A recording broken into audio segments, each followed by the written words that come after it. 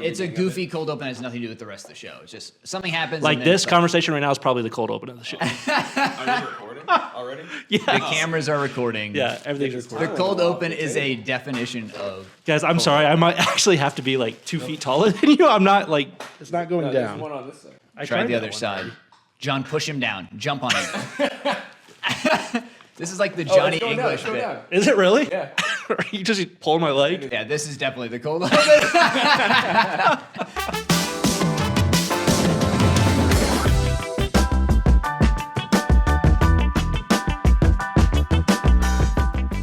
Welcome to another episode of the Mark Rodney Show. Joining us today Is another Jonathan. Young. Hey guys. Hey everyone. I'm a little nervous. It's my first podcast. Well, you picked the right podcast. Yeah, to this be is the first probably one. about as easy as it gets right here. About as relaxed as it gets. But the reason he's on the podcast today is because today we're talking about Wingmen. That's right. So hopefully you've seen it. I'm just gonna hope that if you're watching this podcast that you've seen Wingmen. Right. But if you haven't, you should go check it out on our Mark Rodney Entertainment YouTube channel. Yeah, and more on that later. We're going to do a full dedicated podcast to explaining the difference between Mark Rodney Productions and Mark Rodney Entertainment, and what the future of those two channels and brands will look But like. before we get that brochure put together to send out Yeah. to everybody, we're gonna talk about Wingmen. So My favorite topic. yes, John's favorite topic. Well, the reason he's, obviously if you saw Wingmen, you saw that John and I were in that together, Yes, that so proof of concept together. We co-wrote, but- co-directed, and then co-starred in it. So That's right. a Yep. lot of things. So how do you, for those who don't know, I think most people watching probably know this, but how do you and Brody know each other? Go ahead. Me? Yeah. You want me to describe the intense lore behind our... Intense lore. We went to the same college, Yeah.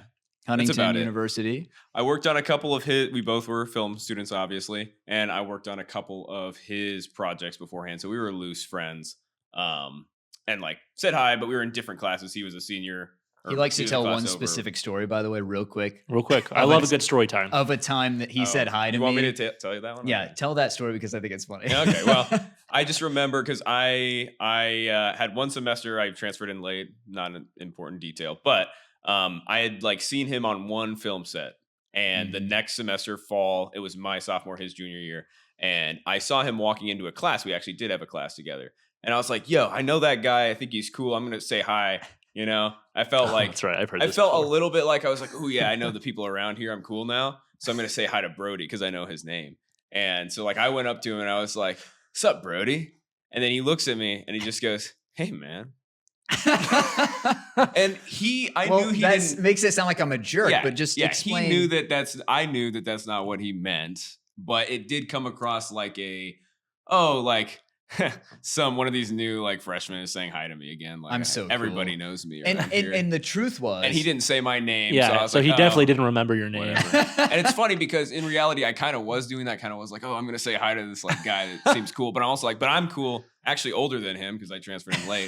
So I was like, "Well," all of a sudden it switched to like, Yeah. "Well, don't disrespect me." I switched the position of Yeah, power. I was like, if oh, anything, hey man. Yeah. But really I was like, oh, I can't believe that guy remembered me and knew my name and said hi to me. I feel so cool that somebody Or I so met the story Right. goes. remembered. Right. I felt he cool was that flattered. felt Yeah. cool that someone remembered my name. I was flattered. But anyway, we knew each other from college. Actually, and now we're like best friends. Yeah, we lived together. We live in the same apartment. We share an apartment. Apartment mates. What do they Mhm. call it in Business England? Flatmates. Flatmates. Yeah. And Bachelor pad. got the bachelor pad going. But we really became best friends through a singing group we were in together in Yes. college. The Troublemakers. We were the Troublemakers, by the way, before Pitch Perfect. I just want that to is be true. known. His But go ahead. final year there, senior year, and then my junior year, we did a singing group together, and that's when we actually became like super close. Mhm.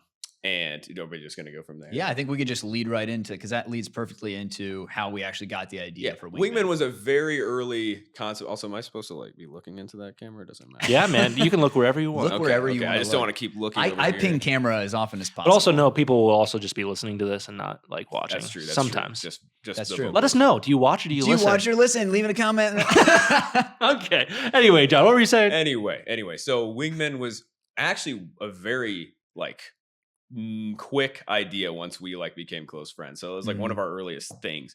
And I kind of teased if you guys saw the little like disclaimer video that we put out right before or while Wingmen came out, that like Wingmen started kind of from a joke that we had, an inside joke / like bit that me and Brody had, because like when we got super close, we were both recently single and we both were like, getting more social and doing all that stuff in college still, right? And going out, hanging out at like little and being each get-togethers other's on wingmen, campus, right? and being each other's wingmen a little bit. As in, we would go to these like little social gatherings, events, and not necessarily for girls, just like each other, like we play off each other's jokes. We just like try to hype each other up. We were probably John, kind of what they're trying to say is they're not very cool. Yeah, we're losers, actually. We needed each other to feel like we could enter a social setting with any confidence. But no, it was true. We would like go into social settings and like just being, we realized like, oh, like when we're together, we joke around, we're a little looser, we have more confidence, we have more fun. Right. And we were just kind of best friends, and that led to us kind of having the idea of Wingmen. And if you know Brody, he'll take any joke to the max, and it'll probably end up being a movie. So here we are, right? Okay. And that's what happened. But go ahead. But like specifically, it was this kind of vibe that we gave off, and some of our friends would joke about it. They're like, oh no, those two are like close trouble. Friends now. Yeah. That's going to be trouble, right? And it's like, oh, we're going to be trouble? Okay. Let's be trouble in a movie. In a movie. Like what would trouble act? What was like, we took their joke to the max. Like what does that actually look like? What we imagined like to the extreme, what they think we're going to do. Two goofy single guys. What are they going to do? What are these two single guys doing out there? And so we started joking around one night, and we literally birthed the entirety of the concept in one night together. So what you guys saw, again, assuming you've seen it, you better see it. In the proof of concept. Link below. In the proof of concept was the original, pretty much the entire original idea me and Brody had. It was just going to be a short film. We're like, imagine we just made a short film about like two dudes helping guys in a bar or something. Yeah. And then we're like, oh yeah, we kind of played off for of a it. guy and we both were like, wait, but that's actually cool, or that's actually funny. Like we can like play off of it. Came up with different bits, different lines. Yep. I'm trying to remember where we were when we were like doing that. We were on Baker 2nd, which is where I lived all 4 years of college. Okay. Yeah. The hall that I lived in and the floor. And you were up there with me, and we were sitting out in like the main area together, like by the drinking fountain. I still remember. Okay. Yep. It was. I'm like Jonathan Ackland right now, remembering these details if you watch that episode. But yeah, so we came up with the idea there. And what you saw in the proof of concept was essentially that idea. But to go from the short film, right, you guys ended up writing a feature film, actually. So the script is actually done. How many pages? Do you remember? I believe the feature script's only about 109 pages. Gotcha. But that's the first one you had actually taken to completion, actually put into feature format, that was the right? first time I had written a feature, was writing Wingmen into a feature film. Yeah, which is super cool. But you guys both wrote it. Yeah. So here, Brody is a writing whiz. I'll never take that away from him. He'll really, I feel like you said, yeah, we might like turn this into a feature, and then you're like, dude, I just like started writing. Yeah. I just like started coming up with different scenes, different ideas. I'm like, whoa. Slow down there. I like planned out the whole thing. I like sat down. He's great at doing I was on a different movie set actually. And at night I would come back to my room and I'd have ideas, and my brain was freshly creative, and I would start. And that's where I started developing like the outline for what the feature could look like. And then I had a couple weeks over the summer where I just got motivated, and I was like, I got to get this onto paper. And I started writing, and actually I was just trying to write the short film, and I wrote 40 pages.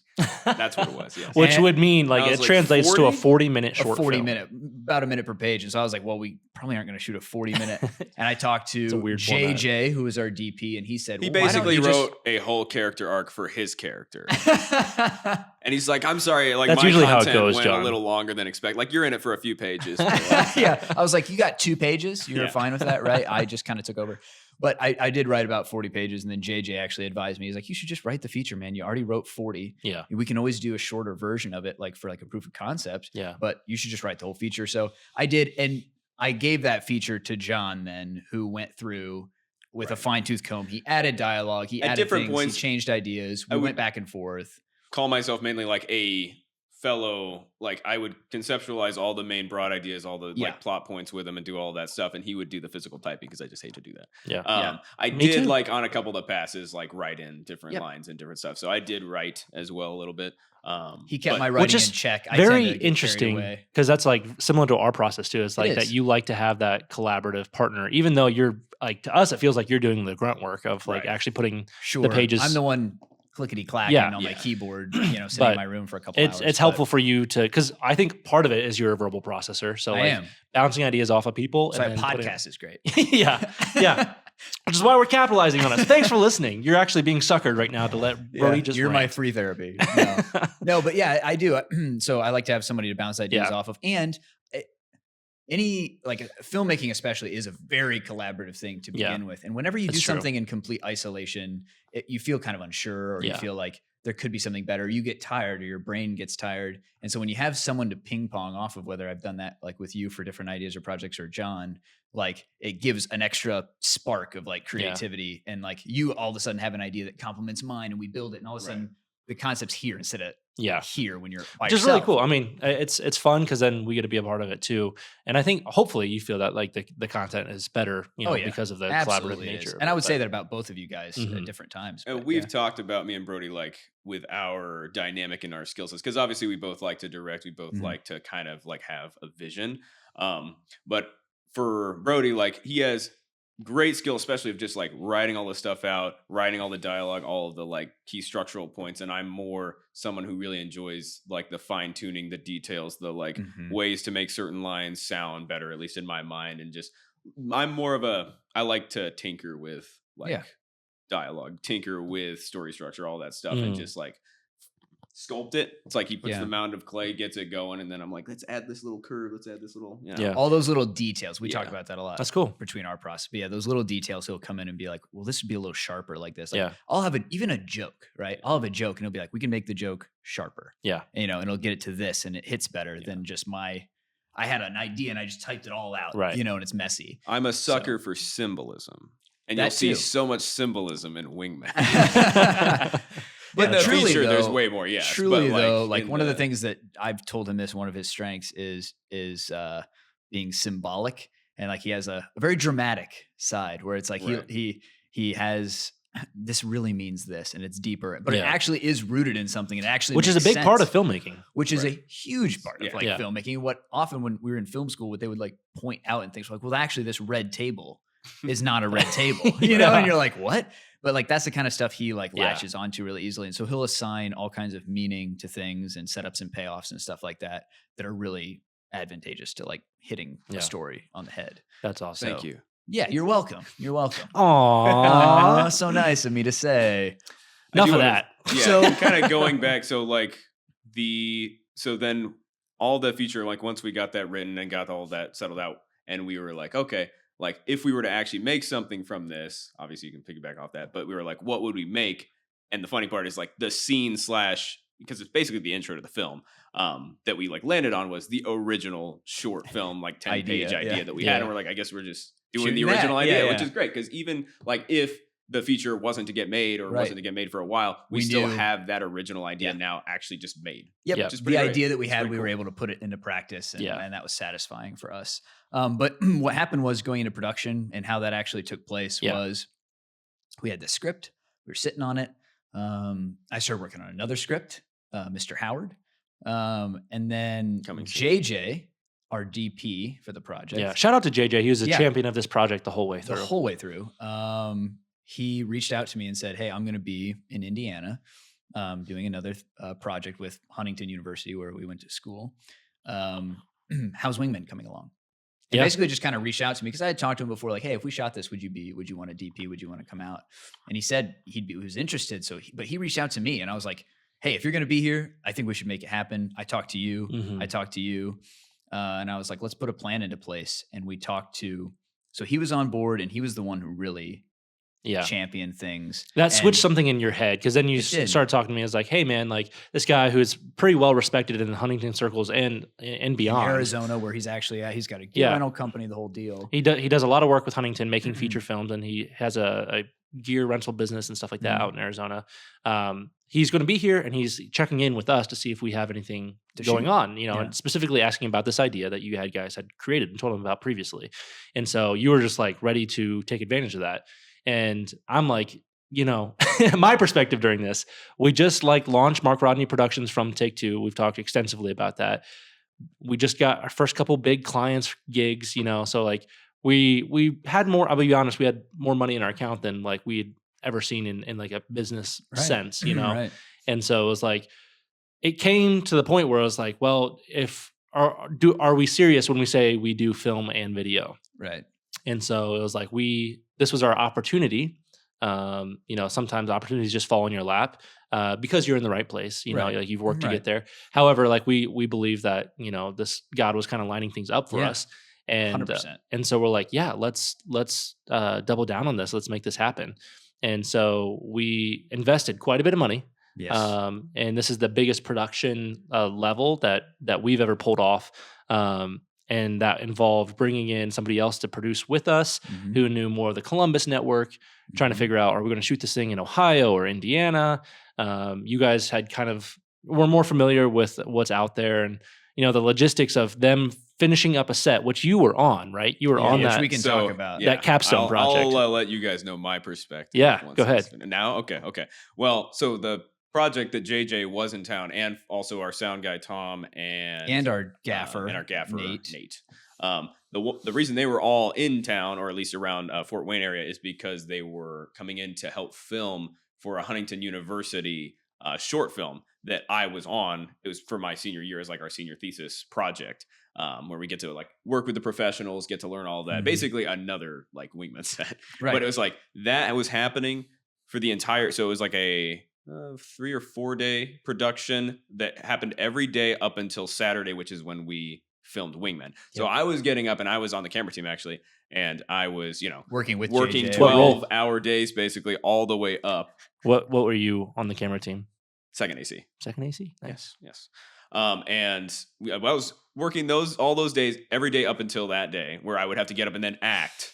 Right. I was like, I can grind out like a direct or like you do something, but I was like on camera looking lively. You gotta look putting on awake and alive and look nice. Yeah, you're not only directing, like co-directing this whole thing, you're also acting in it, like co-leading. Which I would say, as far as like looking lively, presentable, like a director, I can like sit there and be like, yeah, you could just put your hat on. Ethan loves it, right? You put the little hat on and the sweater, and you just sit back. But we were like, we got to get up at 5 a.m. We got to get to the bar we were shooting at. Yeah. Pretty much my first time really acting in a short film too.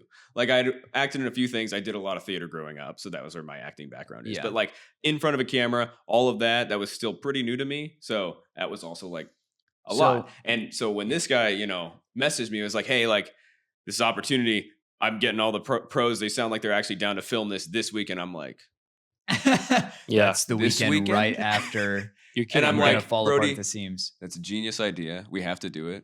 But I hate you at the same time. Yeah. But why now? But why? Yeah. And I was like, the only time we're going to be able to afford these pros and afford to be able to do it at that point in our company was to take advantage of that exact moment in time, that Saturday, right after they were done with Overhill Manor, which is the name of the project they were working on. And the reason was like a lot of them were not local, or some of them were not local. And so like they had flights the next day. So this means that we don't have to fly these people out. They're already together. They're, you know, fresh off this other set, working together. To them, it's another opportunity to just extend their work, right? It's easier to convince them. Yeah, just one more day. We don't have to pay for lodging, right? For most of the stuff. But you'll find out, we'll talk about this a little bit more, that we brought a crew of Columbus people, got an Airbnb and all crashed there the night before. So just like stuff on a scale that we've never done with Take Two or really any other project for us as a production company. And that was my first taste of like also just like being a real like producer in the experience. And we wanted to know how well we could handle a professional film set. Right. Like, yes, it was one day. Yes, it was a proof of concept. But the level we wanted to shoot at was of an independent film level, you know, which is why we sunk the money into we did. And a shout out to Jared, who helped us with some money when we needed it most. Some last minute. Gave us like a couple $1,000 just out of the goodness of his heart to like help us make Wingmen.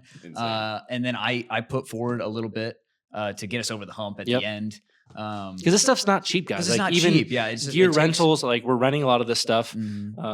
We're paying, you know, for some of the pros to be there, and thankfully, you know, they worked with us on some of these rates, and even some of our Columbus people like helped out. And shout out to Chris Scamra too. Yeah, he did so much work for us. He's our friend in the Columbus area. If you're looking for producing help, I was just texting him the other day. For you, yeah, he's a great guy. Oh, sorry. names of some people that actually came out and helped out, so I could make sure they were credited in Wingmen. Nice. Actually, Oh, there you go. Did you get the names? And he texted me right back. Immediately had the answers. He is an efficient man. Yeah, he gets his stuff together. He really helped us that day, just to make sure we had food, to make sure we had lot of the logistics help that we needed, to make sure we got the gear from Columbus that we needed, and it got there on time, and all that stuff. So he did a lot of work for us leading up to it. Real quick on like the gear and the Columbus crew kind of situation. So we rented from SendCam or Central Lighting and Grip. They have a Grip rental house and a camera rental house, and some from OHD Studios. If you're in the area, like you probably know those two names. Some of my first experiences working with like gear rental houses at that point, we had to figure out insurance, which is not cheap, by the way, especially for all this expensive people. And we're paying for, we got liability insurance. So in case a C-stand fell on anyone's head, we're covered. So it's just like, sued. All this grown up stuff that like we have to figure out. So it was a really cool learning experience, but we ended up taking one grip truck. We sourced a lot of like lights, and this took pre-meetings with our gaffer, which is our lighting guy, if you're not familiar, and drove a truck. Pre-meetings with JJ, pre-meetings with the gaffer. We drove a truck from I remember me Columbus. and Chris. So imagine this with us. Me and Chris are in Columbus, sourcing all the gear, meeting up with our crew members. Brody is in Lima. Making sure my suit and my all my stuff that's like going to appear visually on camera is ready to go. And you're kind of like in the director role leading up to production too, because John was on the other set. So I'm like freaking out, like, okay, we need to make a decision. I'll go to Brody, and Brody's like, here's what I think, but also I'm only one half of this. I'm like, okay, what does John think? He's like, I don't know. We have to wait till he's offset kind of thing to actually talk to him. I mean, you were doing the best you could. Like, I appreciate it. In the middle of takes, I'm like, all right, exactly. And he's working 12-hour days, and I'm like, hey man, do you think this lens would be a good choice? Like, it's got this kind of vibe or whatever, and trying to figure those things out at the last second. And I was having last minute rehearsals the night before with the actors. Right. That's right. John and I did a lot of rehearsing ourselves, since we were the main people with the most lines. We got together and we worked out all the blocking around the pool table, which is huge. We practiced if you watch the scene, like that stuff doesn't happen by accident. Like, otherwise they would just be standing there talking, and how boring would that be? Right. So everything was pre-blocked and pre-staged, including saying our lines, because we didn't have a lot of time on the day. Yeah. We knew we had one day to get everything that was in Wingmen, and so we had to be prepared. We weren't going to be able to get there and do like 100 takes and mess up a bunch of lines and do that stuff. So we're trying to memorize all those lines. We're trying to make sure that we're saying them at the right times in the right place. We got super lucky a couple times because I remember hitting all those pool balls and into making holes every single one. Yeah, that's how I remember we it. We rehearsed so that we became actually professionals at pool. Professional pool players. Because we were definitely hitting a pool ball every We time. hired a professional pool player to teach us.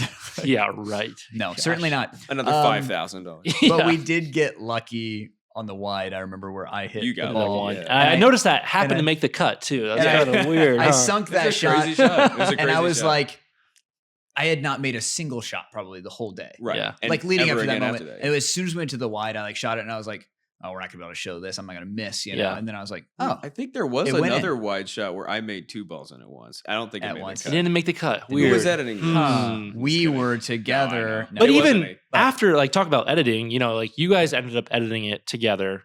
But that's like, for those who don't know the film industry, that's only like one part of it. There's color, there's sound, there's scoring. And so like, that meant more money, more time, more connections that we did not have at the time. Yeah. So we'll talk a little bit more about like leading up to the day and the day of, I think, before we get into post, just because there's some fun stuff there.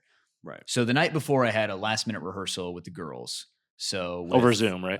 Becca Gunnell and Lydia Handman, who did a great job. Shout out, amazing. Yeah, traveled from Chicago, both of them are right? really good. Yeah, Becca's Lydia just from Fort Wayne. Came out from Chicago, and Becca is a friend of ours. Both gave really good performances that day. And Lydia, especially driving all the way out from Chicago to support us like that. So good friend there. But I had that rehearsal the night before. Like right before I was going to go to bed, because we had to get up at like 5 a.m. the next day. And I'd been trying to work my body up to doing this, right? So I'd been going to bed a little earlier. Which, if you don't know, neither of these guys like to wake up early. We're night owls. We're night owls. I'm not built for it, okay? We got up at what time today? I got up at like 9:15 today, and I was like, whoo, early morning. Yeah. So that gives you an idea of how early 5 a.m. was for us that day. I believe it was 5 that we were going to like get and up. For me, it was there. a little I think we had to be better on location at 6. At 6. I'd been getting up for the other set, so that was 1+ at like 6, 7, 8. Right. So it was pretty early. But of course, the night of, I'm like, I do definitely need sleep tonight. So I went to bed, gave myself 7 hours. That's really all I could give max. And I ended up getting about 3.5. And I went to bed giving myself the opportunity to get like 9 hours. I was like, I want to be well rested. And he had to one-up me though. I've never done this in my life. I laid in my bed and I stared at the ceiling the entire night. I fell asleep for an hour. And then I woke up because you guys arrived we got to the Columbus Airbnb. crew The Columbus after we crew picked arrived. up all the gear, connected with JJ like the night before quickly, Yep. and then headed to the Airbnb. They arrived at the Airbnb. So I woke up then. Yeah. And then I was like, I'll just go back to sleep. No big deal. I stared at the ceiling for like 7 or 8 hours in a row.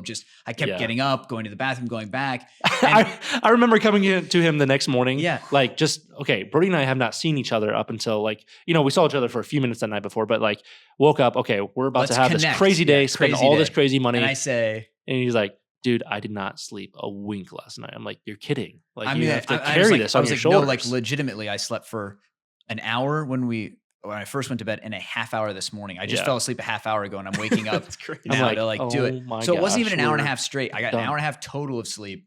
And I think it was honestly, I was like anxious about the day in a way that I was like, okay, we got a lot to do. But I was also just really excited. I think my body was just like ready to do it. Yeah, it was the same for me. There's a lot of adrenaline. Just like, okay, here we go. I loved being on set. Like, it's not like I was like dreading it. I was actually couldn't wait to do it. And I think I just like, because it's never happened to me before. And I was like,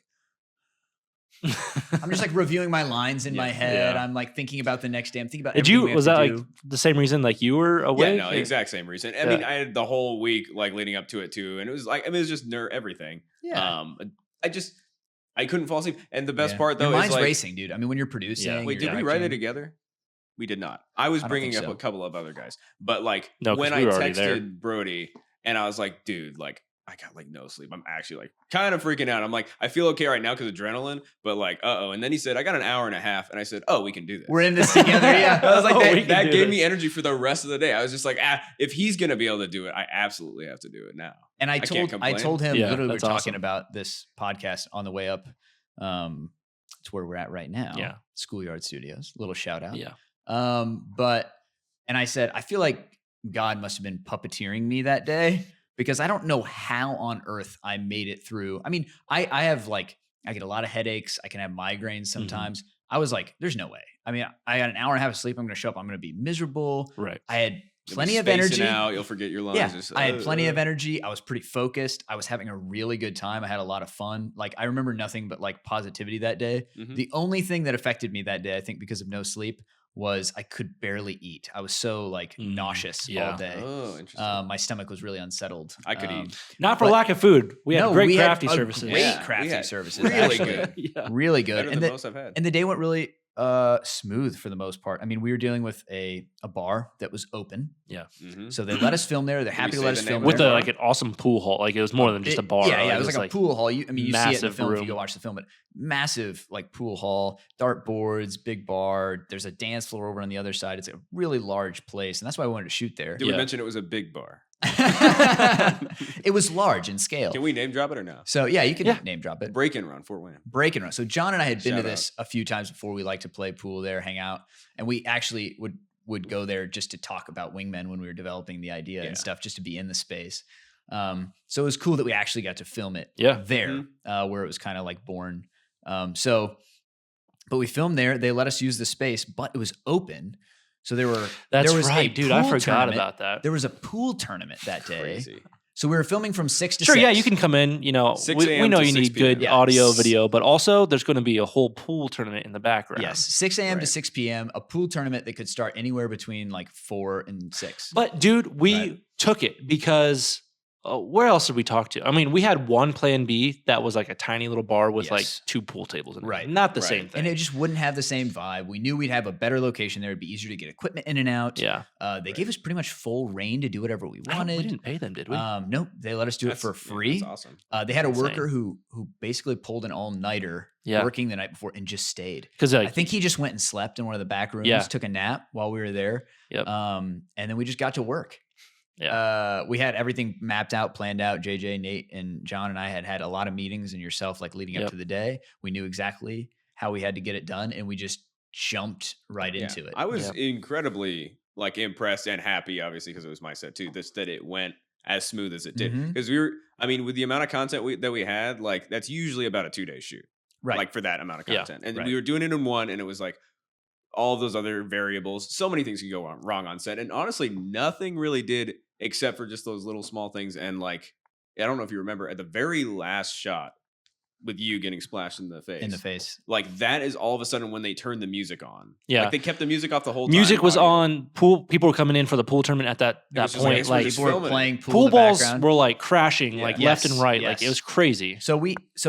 But we got everything done without that until the very last interaction that takes like the place last in setup, the film, which we actually filmed last, which is kind of interesting. But we filmed the last setup last, except for the slow-mo, I think, because that was soundless. So shout out to our audio guy who was able to fix that stuff. He's working some amazing, which there. we'll talk about him a little bit post here quickly. But yeah, so the day was incredibly smooth and went really well.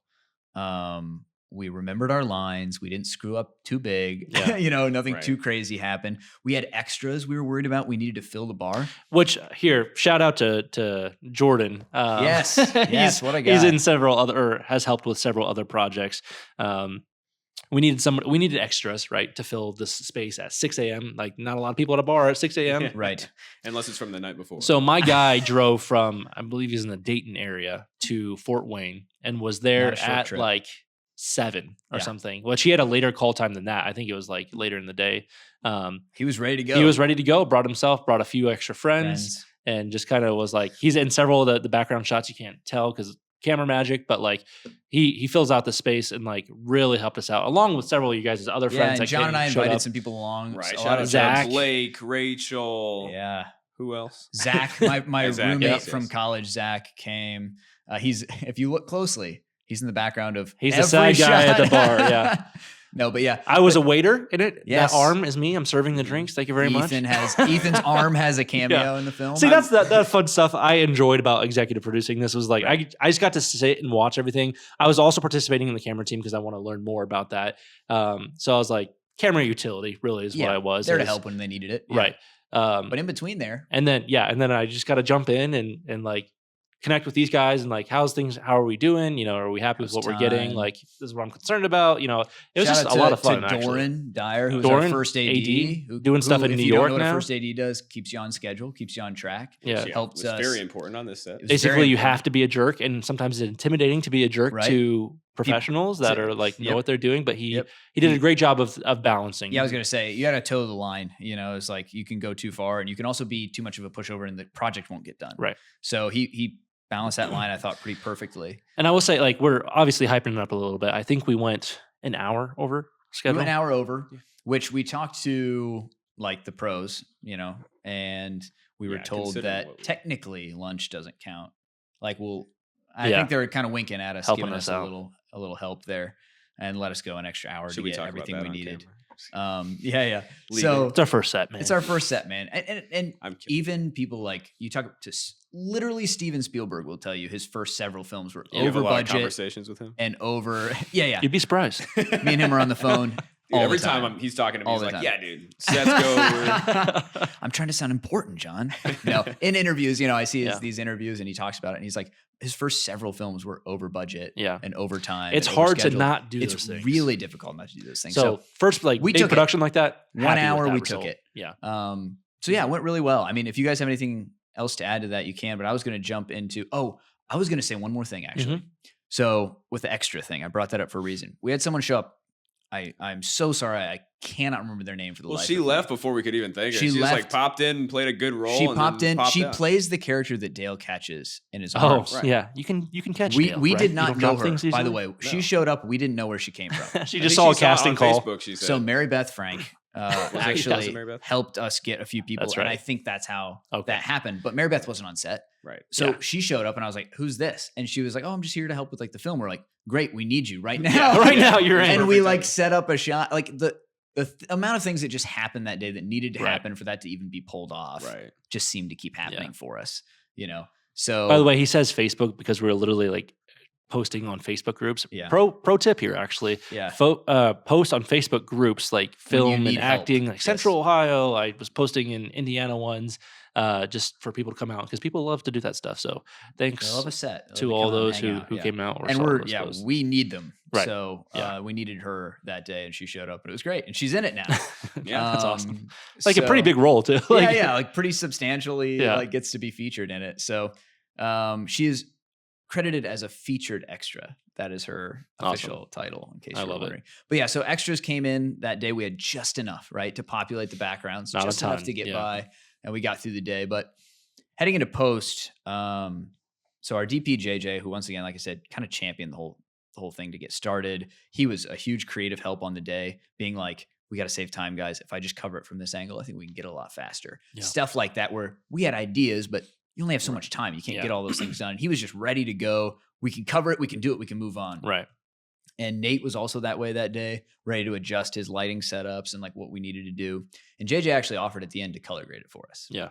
So for beyond cheap, you know what I mean? Yeah. Basically a favor, basically free to color grade this whole thing for us. So we really appreciate him doing that. And then he set us up with a connection to Niall.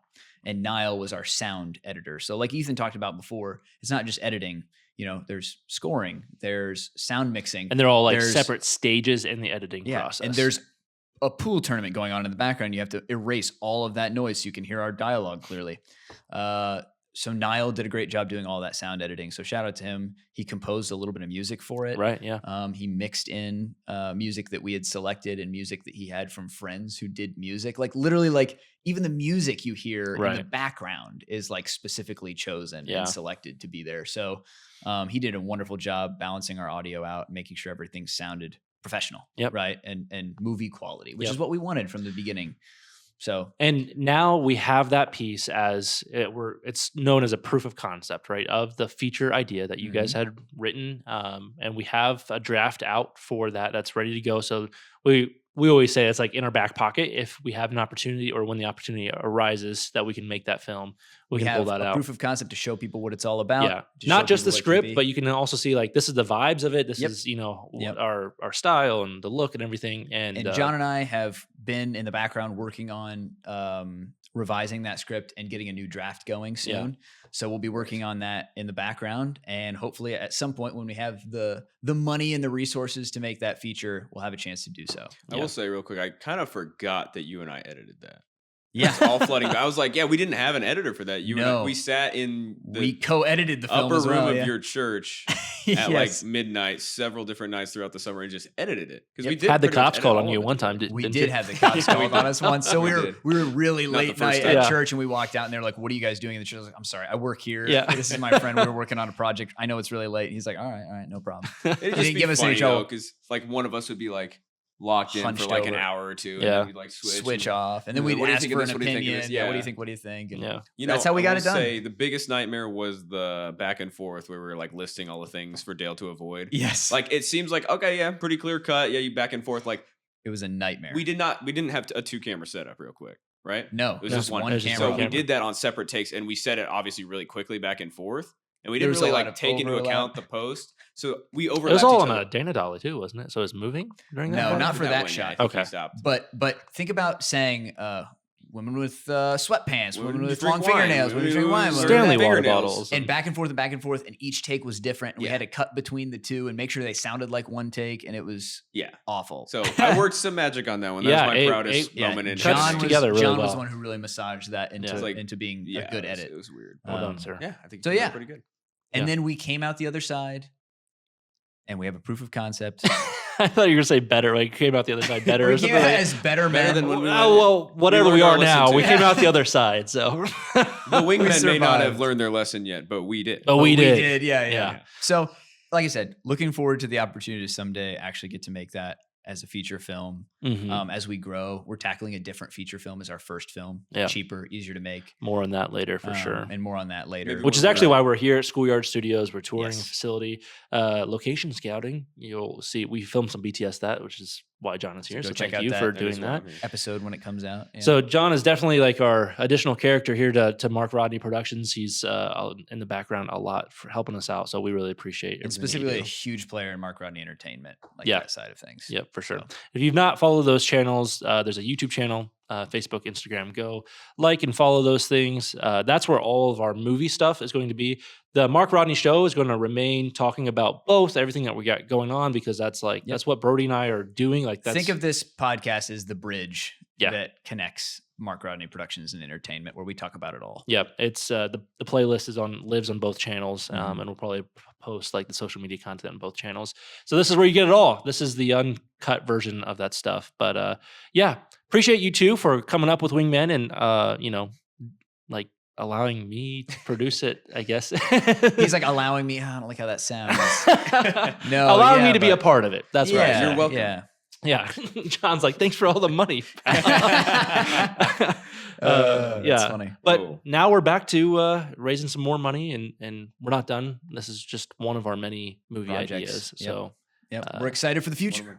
So go check out Wingmen if you haven't yet. Yeah. I think that's how we should wrap this up. Go watch Wingmen. Go watch our proof of concept. Comment. Yeah, link in the show notes comment. or make sure to hit the bell icon so you don't miss future single posts from Mark Rodney Entertainment. All right, thank you everybody. Also, if you know anybody else named John to join us on the podcast, let us know. We're trying to exclusively have Jonathans as guests. All right, bye. I got to take this call. That's so stupid. Hello.